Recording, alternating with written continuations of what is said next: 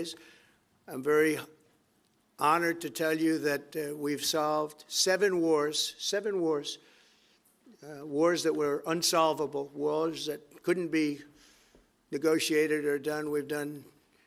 The U.S. has done 7 of them. The one that I thought would be easiest would be because of my relationship with President Putin, but he's let me down. He's really let me down. It was going to be Russia and Ukraine, but we'll see how that turns out. But that turned out to be, I thought it might be among the easiest of the group, but we had settled just about every conflict, and as you know, we're working very hard on Israel and Gaza. All that's happening over there.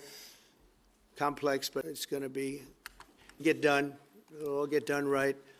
And likewise, Russia and Ukraine will get done. But you never know in war. You know, war is a different thing. Things happen that are very opposite of what you thought. You thought you were going to have an easy time or a hard time, and it turns out to be the reverse.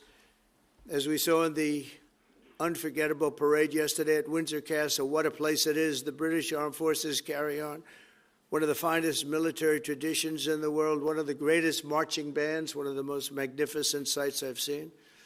I know that our service members look forward, and we do look so forward to working even more closely with yours as you push toward that 5% goal. And I think, Mr. Prime Minister, you're just about there. You're going to be there very quickly, along with a lot of other great countries. I want to thank NATO and our wonderful head of NATO, who's really worked very hard, Mark, for the job they've done. As you know, NATO was at 2% GDP, and they didn't pay it. Now they're at 5%, then they pay it. And we're sending a lot of weapons.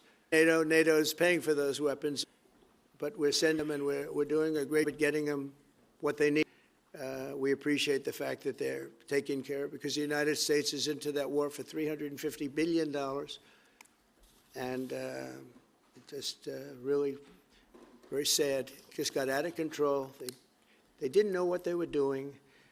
But over the generations, British and American warriors have shed their blood side by side in defense of liberty and freedom. And that's why it's so imperative that the United States and the United Kingdom stand together for these fundamental rights and values of the English-speaking world. And we've always stood together, and we will continue to.